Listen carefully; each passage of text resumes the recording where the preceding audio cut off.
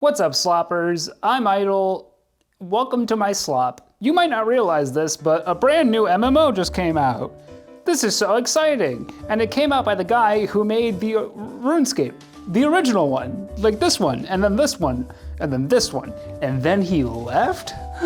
Drama. Brighter Shores came out today as I'm recording this, and I played quite a bit of it, and I have thoughts. As you might be able to tell from the title of this video, I'm not like the biggest fan of the game, and there's a lot of reasons for that.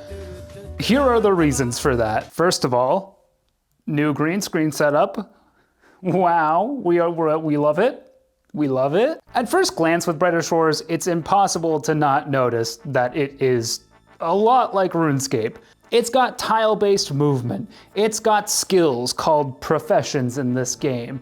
It's got graphics that are reminiscent of RuneScape 3, but actually better than RuneScape 3. The whole game as you work through it just feels a lot like RuneScape, and that is impossible to ignore, and it shouldn't be ignored. That is one of the things that I think will be either the biggest draw to the game or the biggest turnoff to the game, depending on your feelings on RuneScape. And just like RuneScape, this is a point-and-click game. In fact, the only button you ever strictly need to use to play this game is your pointer. And this is my first big issue with the game.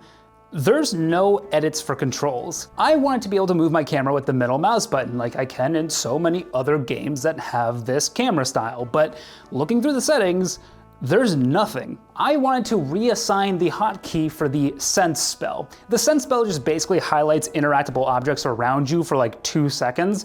That's a problem in and of itself, but it's a spell you can use a lot and is very useful. So I wanted to just bind it to 1 or something because the keyboard is not used at all in this game.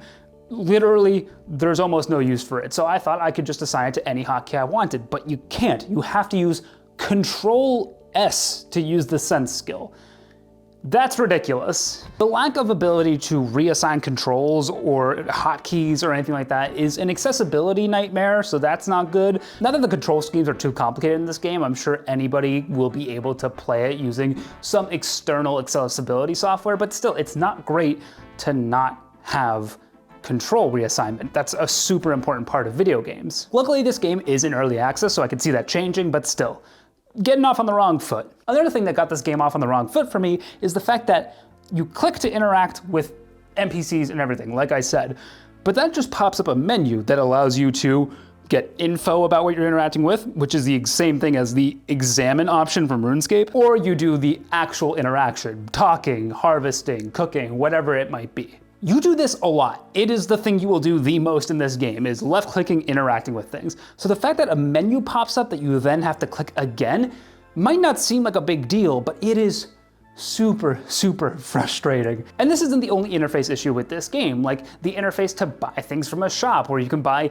10 or 5 or 1 of an object is really weird. Why not be able to buy a custom amount or be able to buy a full inventory of something, an extremely common use case? Instead, if you want to buy a full inventory, you have to go 10, 10, 1, 2, 3, 4. That's the only way to do it. That's crazy. Why did you do this? The game is covered in surface level issues like this that are super easy to fix, but they need to be fixed. And this is a first impression. It's important to get this stuff right because once you lose players from an MMO, it's really hard to get them back. So it might seem like I'm nitpicking here, but they are genuine frustrations that I felt right off the bat. And yeah, this game's a lot like RuneScape. So make it more like RuneScape. RuneScape has solved all of these issues. I mean, this is crazy. So just know, as I talk about this whole game, I'm pretty infuriated with just interacting with the game. And that's important to keep in mind the whole way through. After completing a pretty long hand-holdy tutorial that is actually nothing like RuneScape's tutorial, you get to play the game. The first thing you might be drawn to do is to train your professions, and that makes a lot of sense. In episode 1, you have fishing, cooking, guard, and gathering, and alchemy, and they're fine, I guess. They're all fine. It's important to know that these skills are locked to episodes. There are currently 4 episodes out right now with a 5th forthcoming, and I'll get into why I think this might be one of the worst parts of the game in just a little bit. You train your professions just like you would skills in RuneScape. If you want to fish, you go fishing. But first, you need to find a spear. So after wandering around the map for a little bit, which is a bunch of joined together rooms that are fit together like puzzle pieces, which I actually really like from a stylistic perspective, but you go from room to room until you eventually find the fishing store. It's frustrating to find rooms in this game, but that's just kind of how it is. You have to go into every alley and every store and house until you eventually get to where you want to go. Until you find the fishing shop, you buy the fishing spear, you go catch some eels or some pufferfish or some flounder, whatever your level is to catch, and you get XP. Unlike RuneScape, the max level in this game, at least right now, is 500. I didn't get to 500. I struggled to even get to 15 in any of these skills, but still. It's good to know there's a lot of vertical progression available because that is one of the issues with RuneScape. The 99 level cap does limit a lot of options, so this is interesting and I'm curious to see how this leveling system gets filled out. Training your professions will unlock the ability to do new things with that profession, as you might imagine. For example, with cooking, you'll be able to cook more complex meals, starting with a bacon sandwich and moving on to a basic omelet or to vegetable stew. One thing that is a little weird is that a lot of times when you unlock the ability to do something new, for example, catching a new type of flounder, you don't go somewhere new, you go back to the old flounder spot and catch a new type of flounder. Every resource and enemy in this game has a prefix and then what it actually is. Like this little ivy thing is creamy. Why? I don't know. But as you level up, eventually it will become different types of ivy in the same location. And then you can use past actions to get prior versions of that if you need it for potion making or whatever it might be. And this is where I start to feel the other inspiration for this game. Possibly, it's at least a similarity, and that's Albion. If you've ever done resource collection in Albion, the feeling in this game is extremely similar. It's different enough where I'm not gonna say it's a carbon copy, but it feels the same, except it's much more frustrating in this game. For example, when fishing, you have to wade through the water going from spawn point to spawn point, and you can very easily catch them faster than they spawn, so you're just left waiting. And even at the earlier levels, it is still slow. I'm actually pretty sure the leveling in this game is linear. I'm not 100% sure on that, but all the levels felt like they took essentially the same amount of time. So it just never felt like things were getting faster or harder or slower or easier or anything like that. It all just felt the same, and that's a frustrating part, especially when you start doing the quests. The quests in this game are very simple. It's almost kind of like RuneScape quests where you just get told to go back and forth between places over and over again, and that's fine. I mean, quests don't have to be anything special, but my big issue comes with just the second quest I tried to do, which was called the Lost Shipment. To do the Lost Shipment, I needed to get 25 fishing at one point. I didn't think that was that bad. I was wrong. Like I've already said, interacting with stuff in this game is really annoying, and when you have to constantly interact in the same ways and even in the same places, because like I said, higher level stuff will just replace the lower level stuff in the same areas, things get repetitive so fast, and I got bored really early, like really early with this game. It became a grind way faster than I felt comfortable with. When I was playing with a friend, he described it as Andrew Gower, the creator of the game, imagining you would come out of the womb addicted to this game, because that's kind of what it feels like. It doesn't have a good reward loop before making you grind for decently long periods of time, and that is not sick, it is gross, and I dislike it. So anyway, I got to level 16 fishing, and then I stopped because I was bored. So I went to do something else, and that something else I decided to do was the main quest. To do the main quest, I needed to get to level 15 guard, which is a simple enough thing to do. It's like any other profession, except for this one, I just need to kill stuff. All of the monsters in every episode have their own combat level, I guess. I don't know if it's strictly a combat level, but there's a number assigned to them, and the higher your guard level, the easier they'll be to take down. I did this a bunch of times.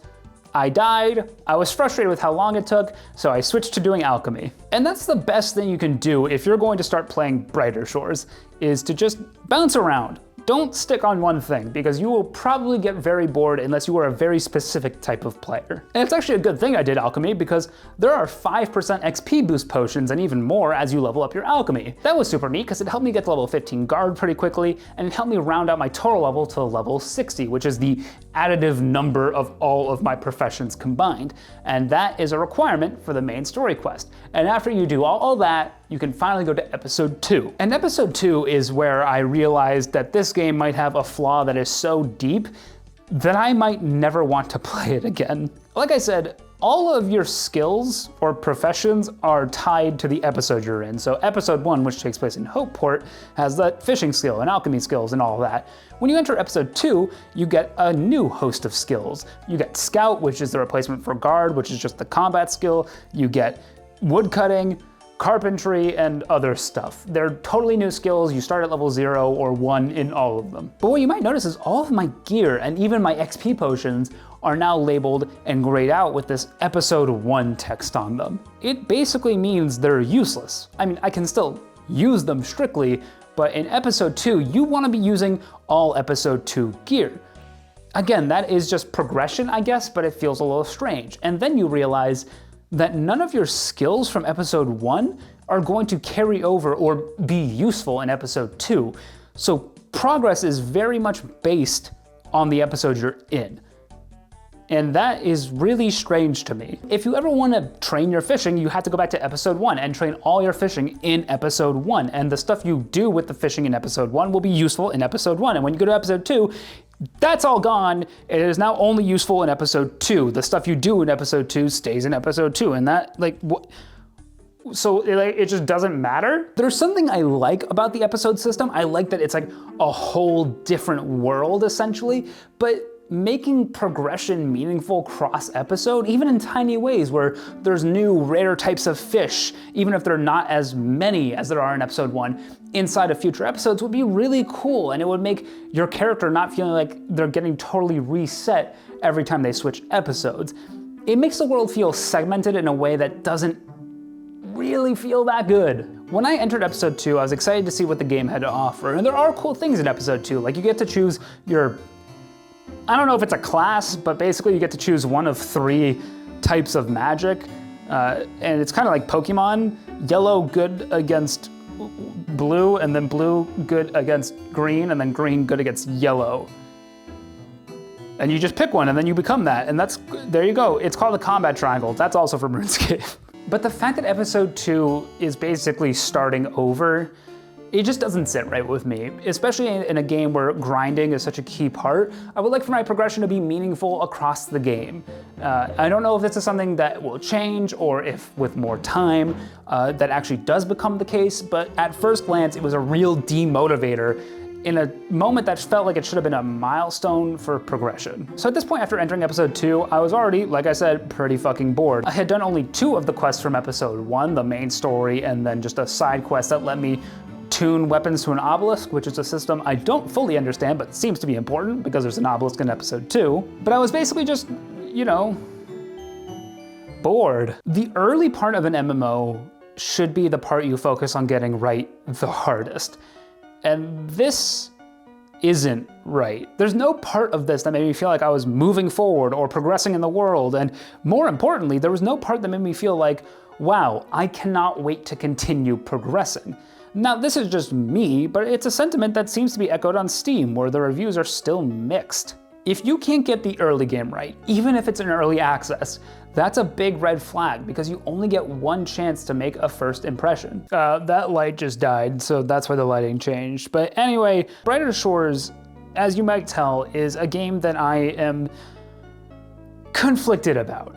There are really good parts to this game, and it's mostly the parts that take from Runescape and Albion, but my problem is it's worse at being those games than those games are. So if you're someone who wants to play RuneScape, I don't see why you would play Brighter Shores over playing RuneScape. And if you're someone who wants to play Albion, I don't see why you'd play Brighter Shores over playing Albion, at least not in the state it's in. When so many of the fundamentals are either missing or poorly executed, it's hard to justify recommending this. As it stands right now, I don't feel like Brighter Shores has A, discovered its identity and what it wants to be, and B, has not polished that identity because it's so frustrating to interact with still. I'll be making a full video about Brighter Shores and the topic of new MMOs on my main channel, so make sure you subscribe to that, link in the description. But I will go play some more Brighter Shores and tell you if my thoughts change over on Blue Sky. You can follow me on there. But yeah, point being, I don't know if this game is gonna last.